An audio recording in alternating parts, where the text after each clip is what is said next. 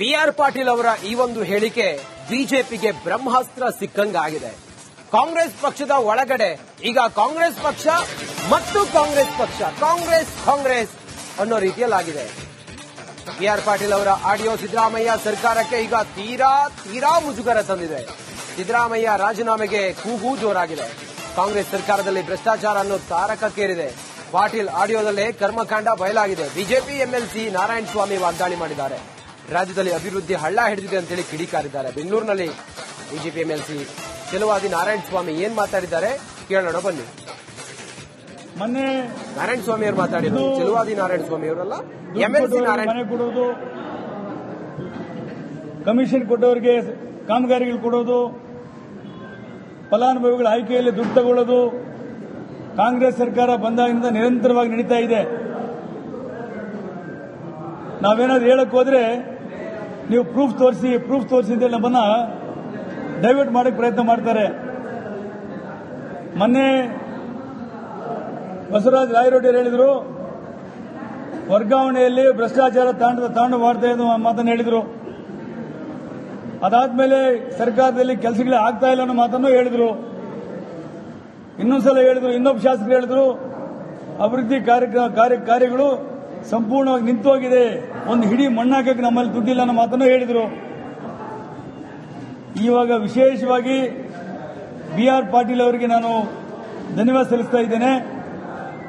ರಾಜ್ಯದ ಹಿರಿಯ ರಾಜಕಾರಣಿಯಾಗಿ ಅವ್ರ ಕೈಯಲ್ಲಿ ಅವ್ರದೇ ಸರ್ಕಾರ ಮಾಡಿದ ಭ್ರಷ್ಟಾಚಾರ ಸಹಿಸಿಕೊಳ್ಳಕ್ಕಾಗಲಿಲ್ಲ. ಹಾಗಾಗಿ ಅವ್ರು ನೇರವಾಗಿ ಹೇಳಿದರೆ, ಯಾರಿಗೆ ಬಡವರಿಗೋಸ್ಕರ ರಾಜೀವ್ ಗಾಂಧಿ ಹೌಸಿಂಗ್ ನಿಗಮ ಇದೆ, ಬಡವರಿಗೋಸ್ಕರ ಹೌಸಿಂಗ್ ಬೋರ್ಡ್ ಇದೆ, ಬಡವರಿಗೋಸ್ಕರ ಸ್ಲಂ ಬೋರ್ಡ್ ಇದೆ, ಅಲ್ಲಿ ಕೇಂದ್ರದಿಂದ ಬರುವ ಮನೆಗಳಿಗೂ ಸಹ ಹಂಚಿಕೆ ಮಾಡೋದ್ರಲ್ಲಿ ದುಡ್ಡು ಕೊಟ್ಟವ್ರಿಗೆ ಮಾತ್ರ ಮನೆ ಕೊಡ್ತೀವಿ ಎನ್ನುವ. ಬಿಆರ್ ಪಾಟೀಲ್ ಅವರ ಈ ಒಂದು ಹೇಳಿಕೆ ಬಿಜೆಪಿಗೆ ಬ್ರಹ್ಮಾಸ್ತ್ರ ಸಿಕ್ಕಂಗಾಗಿದೆ. ಕಾಂಗ್ರೆಸ್ ಪಕ್ಷದ ಒಳಗಡೆ ಈಗ ಕಾಂಗ್ರೆಸ್ ಪಕ್ಷ ಮತ್ತು ಕಾಂಗ್ರೆಸ್ ಪಕ್ಷ ಕಾಂಗ್ರೆಸ್ ಅನ್ನೋ ರೀತಿಯಲ್ಲಾಗಿದೆ. ಬಿಆರ್ ಪಾಟೀಲ್ ಅವರ ಆಡಿಯೋ ಸಿದ್ದರಾಮಯ್ಯ ಸರ್ಕಾರಕ್ಕೆ ಈಗ ತೀರಾ ಮುಜುಗರ ತಂದಿದೆ. ಸಿದ್ದರಾಮಯ್ಯ ರಾಜೀನಾಮೆಗೆ ಕೂಗು ಜೋರಾಗಿದೆ. ಕಾಂಗ್ರೆಸ್ ಸರ್ಕಾರದಲ್ಲಿ ಭ್ರಷ್ಟಾಚಾರ ಅನ್ನೋ ತಾರಕಕ್ಕೇರಿದೆ. ಪಾಟೀಲ್ ಆಡಿಯೋದಲ್ಲೇ ಕರ್ಮಕಾಂಡ ಬಯಲಾಗಿದೆ. ಬಿಜೆಪಿ ಎಂಎಲ್ಸಿ ನಾರಾಯಣಸ್ವಾಮಿ ವಾಗ್ದಾಳಿ ಮಾಡಿದ್ದಾರೆ. ರಾಜ್ಯದಲ್ಲಿ ಅಭಿವೃದ್ಧಿ ಹಳ್ಳ ಹಿಡಿದಿದೆ ಅಂತೇಳಿ ಕಿಡಿಕಾರಿದ್ದಾರೆ. ಬೆಂಗಳೂರಿನಲ್ಲಿ ಬಿಜೆಪಿ ಎಂಎಲ್ಸಿ ಚೆಲುವಾದಿ ನಾರಾಯಣಸ್ವಾಮಿ ಏನ್ ಮಾತಾಡಿದ್ದಾರೆ ಕೇಳೋಣ ಬನ್ನಿ. ಮೊನ್ನೆ ನಾರಾಯಣಸ್ವಾಮಿ ಅವರು ಮಾತಾಡಿದ್ರು. ಚೆಲುವಾದಿ ನಾರಾಯಣಸ್ವಾಮಿ ಅವರಲ್ಲ, ಎಂಎಲ್ಸಿ ಮನೆ ಕೊಡೋದು, ಕಮಿಷನ್ ಕೊಟ್ಟವರಿಗೆ ಕಾಮಗಾರಿಗಳು ಕೊಡೋದು, ಫಲಾನುಭವಿಗಳ ಆಯ್ಕೆಯಲ್ಲಿ ದುಡ್ಡು ತಗೊಳ್ಳೋದು ಕಾಂಗ್ರೆಸ್ ಸರ್ಕಾರ ಬಂದಾಗಿಂದ ನಿರಂತರವಾಗಿ ನಡೀತಾ ಇದೆ.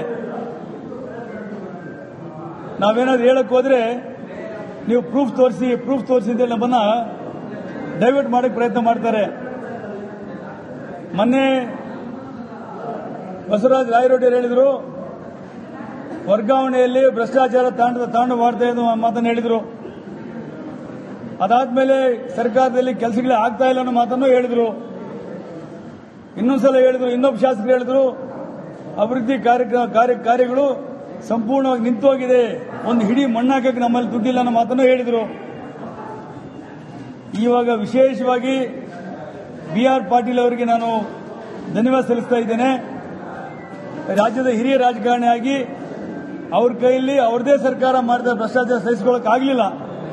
ಹಾಗಾಗಿ ಅವ್ರು ನೇರವಾಗಿ ಹೇಳಿದರೆ, ಯಾರಿಗೆ ಬಡವರಿಗೋಸ್ಕರ ರಾಜೀವ್ ಗಾಂಧಿ ಹೌಸಿಂಗ್ ನಿಗಮ ಇದೆ, ಬಡವರಿಗೋಸ್ಕರ ಹೌಸಿಂಗ್ ಬೋರ್ಡ್ ಇದೆ, ಬಡವರಿಗೋಸ್ಕರ ಸ್ಲಂ ಬೋರ್ಡ್ ಇದೆ, ಅಲ್ಲಿ ಕೇಂದ್ರದಿಂದ ಬರುವ ಮನೆಗಳಿಗೂ ಸಹ ಹಂಚಿಕೆ ಮಾಡೋದ್ರಲ್ಲಿ ದುಡ್ಡು ಕೊಟ್ಟವ್ರಿಗೆ ಮಾತ್ರ ಮನೆ ಕೊಡ್ತೀವಿ ಎನ್ನುವ.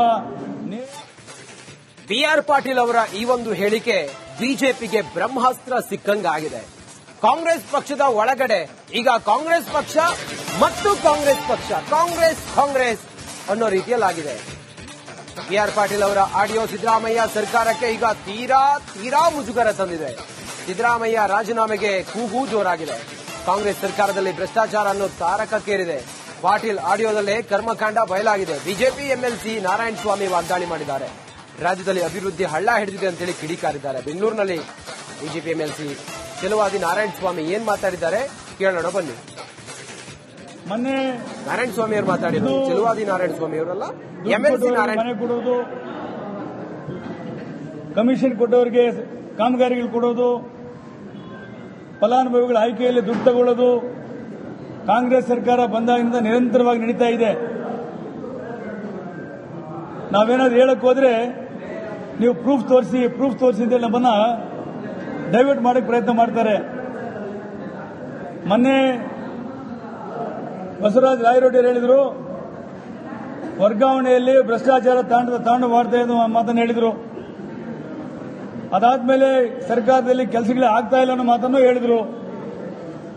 ಇನ್ನೊಂದ್ಸಲ ಹೇಳಿದ್ರು, ಇನ್ನೊಬ್ಬ ಶಾಸಕರು ಹೇಳಿದ್ರು, ಅಭಿವೃದ್ಧಿ ಕಾರ್ಯಗಳು ಸಂಪೂರ್ಣವಾಗಿ ನಿಂತೋಗಿದೆ, ಒಂದು ಹಿಡಿ ಮಣ್ಣಾಕಕ್ಕೆ ನಮ್ಮಲ್ಲಿ ದುಡ್ಡಿಲ್ಲ ಅನ್ನೋ ಮಾತನ್ನು ಹೇಳಿದ್ರು.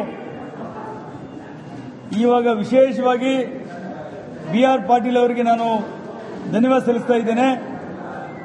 ರಾಜ್ಯದ ಹಿರಿಯ ರಾಜಕಾರಣಿಯಾಗಿ ಅವ್ರ ಕೈಯಲ್ಲಿ ಅವ್ರದೇ ಸರ್ಕಾರ ಮಾಡಿದ ಭ್ರಷ್ಟಾಚಾರ ಸಹಿಸಿಕೊಳ್ಳಕ್ಕಾಗಲಿಲ್ಲ.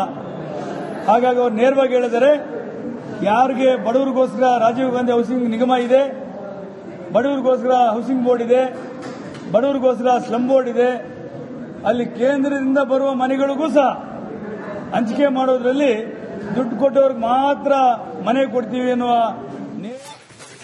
BR ಪಾಟೀಲ್ ಅವರ ಈ ಒಂದು ಹೇಳಿಕೆ ಬಿಜೆಪಿಗೆ ಬ್ರಹ್ಮಾಸ್ತ್ರ ಸಿಕ್ಕಂಗಾಗಿದೆ. ಕಾಂಗ್ರೆಸ್ ಪಕ್ಷದ ಒಳಗಡೆ ಈಗ ಕಾಂಗ್ರೆಸ್ ಪಕ್ಷ ಮತ್ತು ಕಾಂಗ್ರೆಸ್ ಅನ್ನೋ ರೀತಿಯಲ್ಲಾಗಿದೆ. BR ಪಾಟೀಲ್ ಅವರ ಆಡಿಯೋ ಸಿದ್ದರಾಮಯ್ಯ ಸರ್ಕಾರಕ್ಕೆ ಈಗ ತೀರಾ ಮುಜುಗರ ತಂದಿದೆ. ಸಿದ್ದರಾಮಯ್ಯ ರಾಜೀನಾಮೆಗೆ ಕೂಗು ಜೋರಾಗಿದೆ. ಕಾಂಗ್ರೆಸ್ ಸರ್ಕಾರದಲ್ಲಿ ಭ್ರಷ್ಟಾಚಾರ ಅನ್ನೋ ತಾರಕಕ್ಕೇರಿದೆ. ಪಾಟೀಲ್ ಆಡಿಯೋದಲ್ಲೇ ಕರ್ಮಕಾಂಡ ಬಯಲಾಗಿದೆ. ಬಿಜೆಪಿ MLC ನಾರಾಯಣ ಸ್ವಾಮಿ ವಾಗ್ದಾಳಿ ಮಾಡಿದ್ದಾರೆ. ರಾಜ್ಯದಲ್ಲಿ ಅಭಿವೃದ್ಧಿ ಹಳ್ಳ ಹಿಡಿದಿದೆ ಅಂತೇಳಿ ಕಿಡಿಕಾರಿದ್ದಾರೆ. ಬೆಂಗಳೂರಿನಲ್ಲಿ ಬಿಜೆಪಿ MLC ಚೆಲುವಾದಿ ನಾರಾಯಣ ಸ್ವಾಮಿ ಏನ್ ಮಾತಾಡಿದ್ದಾರೆ ಕೇಳೋಣ ಬನ್ನಿ. ಮೊನ್ನೆ ನಾರಾಯಣ ಸ್ವಾಮಿ ಅವರು ಮಾತಾಡಿದ್ರು. ಚೆಲುವಾದಿ ನಾರಾಯಣ ಸ್ವಾಮಿ ಅವರಲ್ಲ, MLC ನಾರಾಯಣ. ಮನೆ ಕೊಡೋದು, ಕಮಿಷನ್ ಕೊಟ್ಟವರಿಗೆ ಕಾಮಗಾರಿಗಳು ಕೊಡೋದು, ಫಲಾನುಭವಿಗಳ ಆಯ್ಕೆಯಲ್ಲಿ ದುಡ್ಡು ತಗೊಳ್ಳೋದು ಕಾಂಗ್ರೆಸ್ ಸರ್ಕಾರ ಬಂದಾಗಿನಿಂದ ನಿರಂತರವಾಗಿ ನಡೀತಾ ಇದೆ. ನಾವೇನಾದ್ರೂ ಹೇಳಕ್ ಹೋದ್ರೆ ನೀವು ಪ್ರೂಫ್ ತೋರಿಸಿ ಅಂತ ನಮ್ಮನ್ನ ಡೈವರ್ಟ್ ಮಾಡಕ್ಕೆ ಪ್ರಯತ್ನ ಮಾಡ್ತಾರೆ. ಮೊನ್ನೆ ಬಸವರಾಜ ರಾಯರೆಡ್ಡಿ ಹೇಳಿದ್ರು, ವರ್ಗಾವಣೆಯಲ್ಲಿ ಭ್ರಷ್ಟಾಚಾರ ತಾಂಡು ಮಾಡ್ತಾ ಇದ್ದು ಮಾತನ್ನು ಹೇಳಿದ್ರು. ಅದಾದ್ಮೇಲೆ ಸರ್ಕಾರದಲ್ಲಿ ಕೆಲಸಗಳೇ ಆಗ್ತಾ ಇಲ್ಲ ಅನ್ನೋ ಮಾತನ್ನು ಹೇಳಿದ್ರು.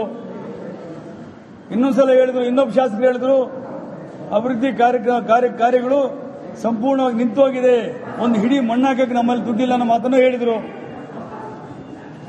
ಇವಾಗ ವಿಶೇಷವಾಗಿ BR ಪಾಟೀಲ್ ಅವರಿಗೆ ನಾನು ಧನ್ಯವಾದ ಸಲ್ಲಿಸ್ತಾ ಇದ್ದೇನೆ.